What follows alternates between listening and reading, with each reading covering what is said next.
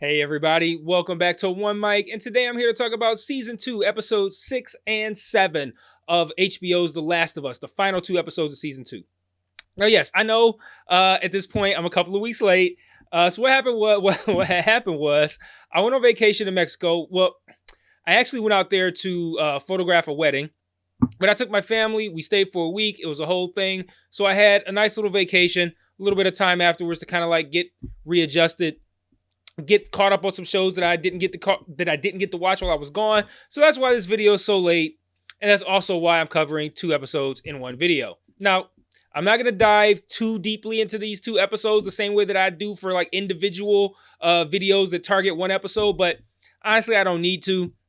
These were both pretty focused episodes. But I mainly wanted to get in front of you guys and give my thoughts on how the season ended and my thoughts on the season as a whole. So right away, up front, I thought this was another very strong season. And this season does currently hold a spot in my top 10. Right now, my top 10 is 7 shows. I don't think it's safe from being pushed out, which I think is a statement in and of itself. But I don't mean that as a point of criticism for this season. I do think this season is a step down from season 1, a small step down. And I'll get into why in a little bit. But I more so meant that it could be pushed out just simply due to how much great content we've gotten so far this year already, and how it essentially kind of stands to reason that a lot of shows currently in my top 10, which like I said, there's only 7 right now, could get pushed out in the 7 months that we still have remaining in this year just due to the sheer volume of high quality content. So, you know, it wasn't good enough to be safe. Like, I can't be for sure, like, there's no way this is going to get pushed out. It could. It's unlikely, but it could. You know, I consider this show, both seasons of it, to be the best possible version of a zombie show that we could ever get. And the reason I think this season is a step down could very well be the same reason that a lot of people think this season might have been a step up. Season 1, at least for me, and I have full coverage of it on the channel, so if you don't believe me, you can go watch. But season 1 brought so much heart and character to a genre that generally has none of that. When I think of what made season 1 great, I don't think about big action set pieces or intense moments or extreme violence. I think about Bill and Frank. I think about Sam and Henry, the 2 brothers. I think about Joel and Ellie and their relationship.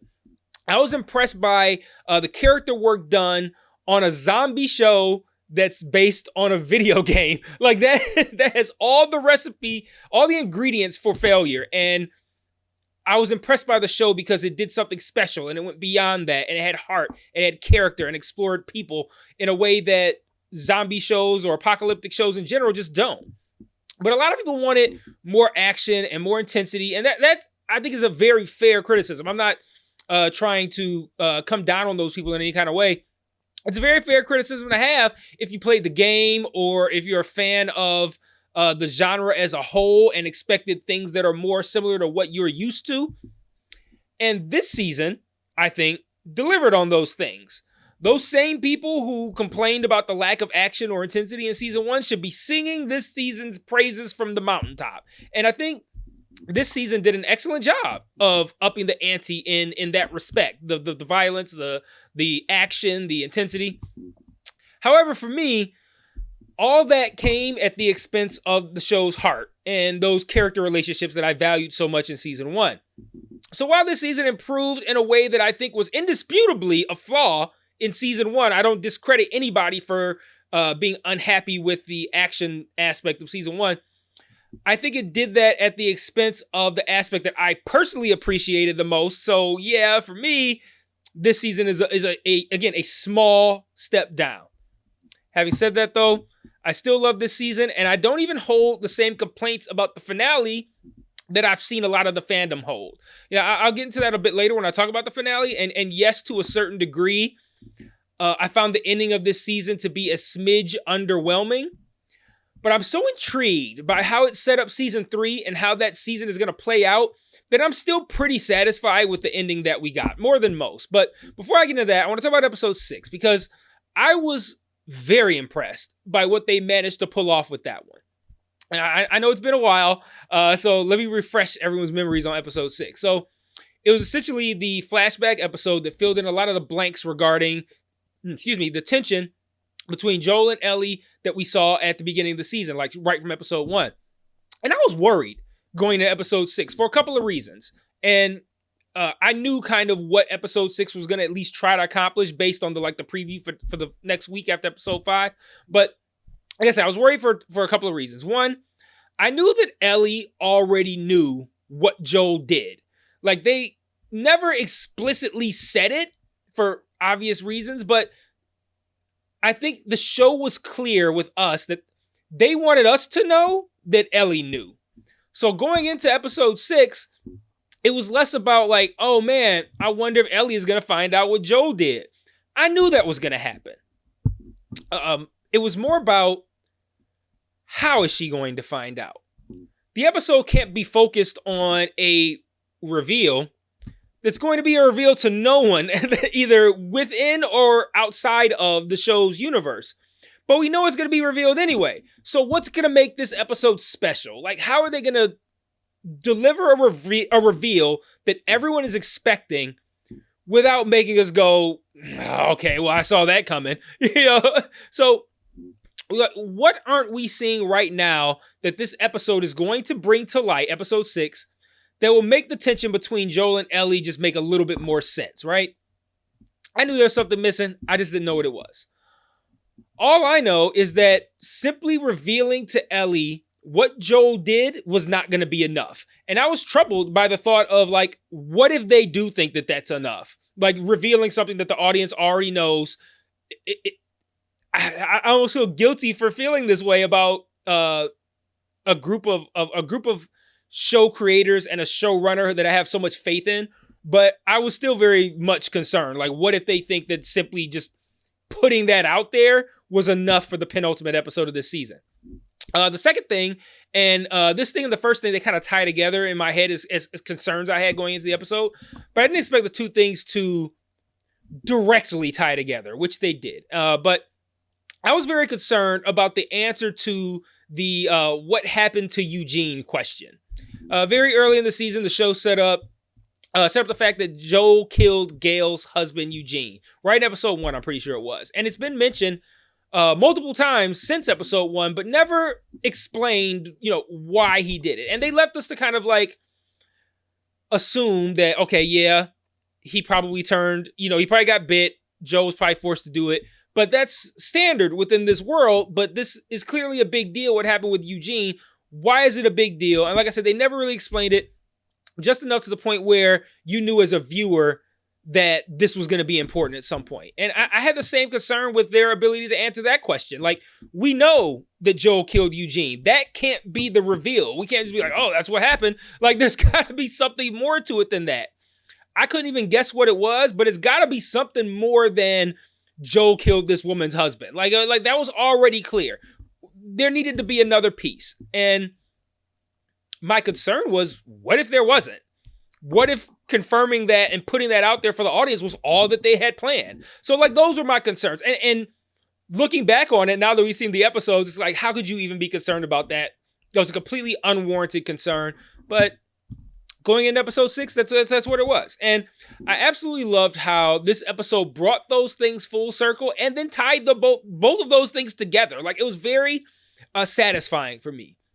It's satisfying for me in general when I doubt a show that I have no reason to doubt in the first place, and then they come through with exactly what I needed. Like, I always, like I said, I feel guilty about feeling that way in the first place. Like, I want to apologize to the show for ever doubting it in the first place when that sort of thing happens. But episode 6 did such a great job of connecting the remaining pieces on the board. Like, it could never have been solely about Joel killing the Fireflies or Joel killing Eugene, and it wasn't solely about that. Like, it probably wouldn't have even been enough for the issue to be that Joel lied about what he did. Like, truthfully, I'm over moments in shows and films where one character acts like lying trumps every other bad thing that someone else did. But it wasn't simply that Joel lied. It was about the manner in which he lied. And I was so impressed with how they delivered an explanation for Ellie's anger and an explanation for what happened to Eugene that wasn't entirely predictable or formulaic. So Joel lied to Ellie about what happened to the Fireflies after the fact. Once they left, she woke up, back into consciousness. Hey, here's what happened. She wasn't awake for the actual events. And to Joel's mind, who's going to snitch on him? Like, he killed everybody, and she wasn't awake. So there was no way for his lie to really be found out.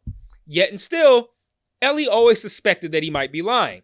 Now, fast forward to the Eugene situation, and Ellie is being lied to directly to her very much awake face. Like, he lies to her about his intention of sparing Eugene, which was a particularly brazen lie because he couldn't have expected to get away with that.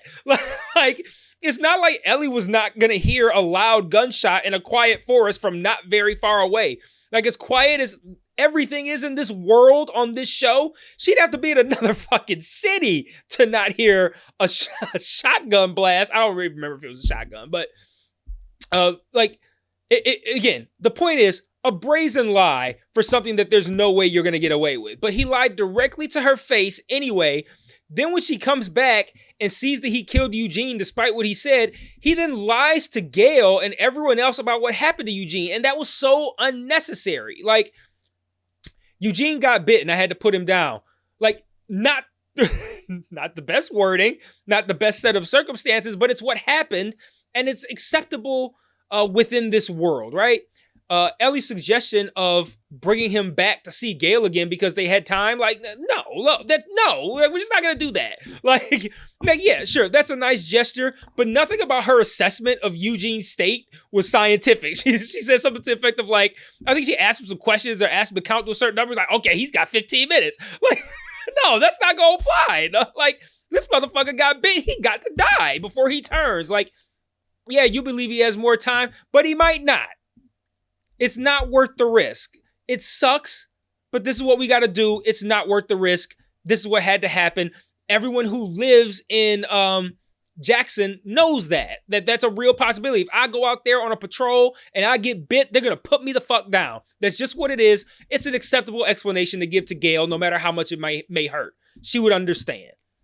But Joel didn't just lie about that. He went out of his way to do, like, extra unnecessary lying, like saying that Eugene did it himself and that he was brave and he had suffered. Like, all these things that are meant to surface level. They're meant to kind of, like, give Gail some peace of mind. But at the end of the day, the real goal was so that Joel wouldn't have to deal with having to give somebody that shitty bit of information and then watching them maybe cry, scream, blame him, whatever. He did it to cover his own ass. And yeah, I get that, in your mind, you're doing this for Gail.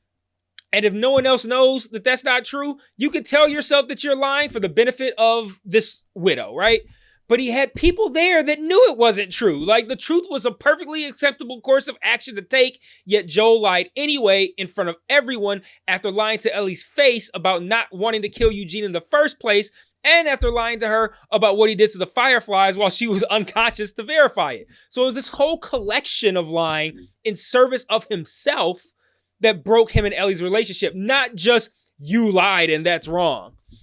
His lying was blatant, it was shameless, it was consistent, and it was unnecessary. And, like, I love that scene too when I just changed topics in my head. The scene where Joel tells his lie and Ellie is like, he tells the lie to Gail. He's like, yeah, all this didn't happen, da da da da. And then Ellie's like, no, Eugene didn't want to die. He was begging to live. He wanted to see you. He wanted to talk to you again. And Joel shot him in the back of the head. And, like,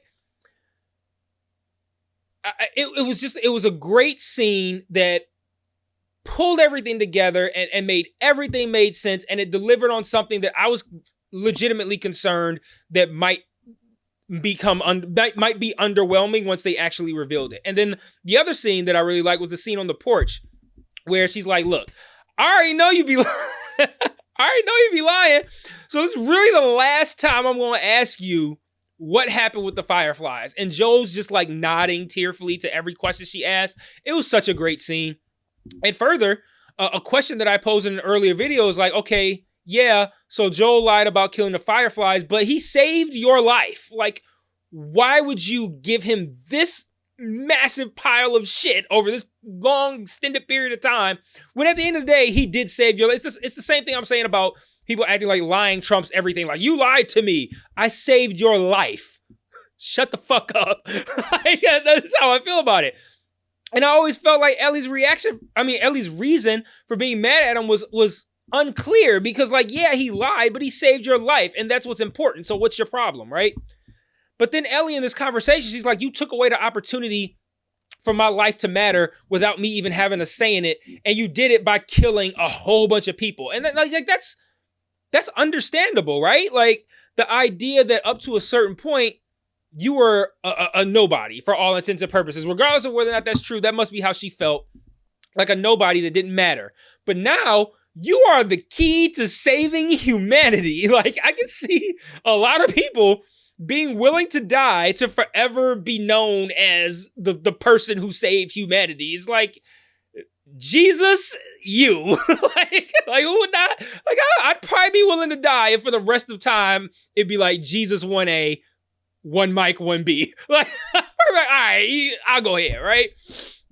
And who's going to say no? Who's going to say no to being the new Jesus? And then to think you're literally on your way to being crowned as the new Jesus, and you're on the operating table, and then you find out that Joel fucked up all of your holiness because he was being selfish. And I mean, yeah, I can kind of see Ellie's side here. And at the end of the day, I was very pleased with how that episode took those dangling open questions of the issues between Joel and Ellie and whatever happened to Eugene, and not only answering them, but answering them in a satisfying way and tying them both together and having it be more than simply, you lied to me. So, very impressed with episode 6. I loved what it achieved. I love how it pulled everything together, and I was ready for the finale. So, as for the finale, I'm not going to get, again, into the weeds about what happened. Not a ton to cover anyway here. It's pretty simple. Jesse inadvertently learned via Ellie that Dina was pregnant. Ellie realized where she could find Abby from the whole whale and wheel clue that... I forgot her name. The character's name. The black woman that Ellie beat the shit out of. Or whatever. She gave the wheel clue or whatever. And Ellie realized where she could find Abby. Now, her and Jesse disagreed on the priorities, whether or not they should find Tommy first or whether or not they should find Ellie. And they dealt with the fact that Ellie, just like Joel, always puts her own desires first without thinking of or seeing the big picture or maybe how her actions impact the wider group. So they separate. She gets captured by Scars. She accidentally kills more wolves. The one guy, I don't remember if she killed the guy, but I remember the bullet hit the woman in the neck. She was pregnant. And a whole lot going on. And then because of her actions, Abby ends up killing Jesse, and possibly the cliffhanger kills Ellie as well. We don't know as of now. We fade to black as if that's the end of the season, but then we come back for another scene showing day 1 in Seattle from Abby's perspective. And I think we're left to understand that up to this point, we've seen the events that have taken place from Ellie's perspective, and now in season 3, we'll see those same events from Abby's. I can understand the issues that people have with this. Like, it's a non-traditional cliffhanger ending that makes the season feel incomplete. I don't blame anyone for being unhappy with that ending. For me, I'm a bit more intrigued by the why. Like, obviously from an immediate surface level perspective, this probably just mirrors what they did in the game. Like, the game probably told the story the exact same way, and they're like, we can do that too with the show. The question for me is it the right decision to do that same thing for a TV show that you did on a video game? We won't know the answer to that until we get season 3, but this doesn't feel like doing some shit just to do it. Like, this show is delivered in a satisfying way on everything it is set up. And there has to be a really good reason that they took the story up to a certain point with Ellie's perspective, then hit rewind to take us back to take us to that exact same point that it rewound from, but to give us Abby's perspective on the way there. Like, I'd imagine that by the time we get to the point where Abby kills Jesse and possibly Ellie in season 3, we're going to be looking at the hero-villain dynamic here probably quite a bit differently. And that's not to say that Ellie's going to become the villain and Abby's going to become the hero. It's to say that by the time we reach that point, after seeing Abby's perspective, the right and wrong of it is probably going to be a lot more nuanced and a lot less like black and white, like it feels right now. I, for one, am very interested in seeing how this show plans on getting us to that place, especially since they could have done the same thing through like intermittent flashbacks throughout the season. They made a conscious decision to run up to a certain point with Ellie's perspective, then to rewind and do it again with Abby's perspective. Why? Like, that why is really intriguing to me, and it intrigues me way more than any amount of disappointment I may have in the season not wrapping up, with a tight little bow. For example, I was disappointed heading into the finale with the lack of Caitlin Dever and Jeffrey Wright that we got this season. Like, we barely saw either of them, right? Now I'm looking at it like they probably gave us so little this season because they're going to give us so much next season. And it's going to provide a lot of clarity. It's going to provide a lot of balance to what we saw this season. And I'm looking forward to that. So while I would generally be disappointed with this little of an amount of closure at the end of a season, they did a sufficient job of selling me on the idea of this may be underwhelming, but we know what we're doing and we have a plan. And I have no reason whatsoever to not trust Craig Mazin and this crew. So I do trust them. And I feel like this decision was made probably with great consideration, and they're probably satisfied with it, and they probably have a pretty good plan. At the end of the day, yeah, I can see how some people or why some people would be disappointed with this finale. I wouldn't say anyone is wrong for being disappointed, but I'm satisfied with it. I'm happy with this season. I think they achieve one of the jobs that a finale is supposed to do, which is to get me hyped for next season. Like, I want to see what they have planned for next season. So let me know what you thought in the comments. Hit like, hit subscribe, check out all my other Last of Us videos. Shit, check out everything. Like, just The Last of Us. I cover so much stuff. I have over 900 videos on here talking about TV shows. Pick one. You'll find something you like. But in the meantime, share on your social media, like, subscribe, check out all the other content I have. And until next season, peace.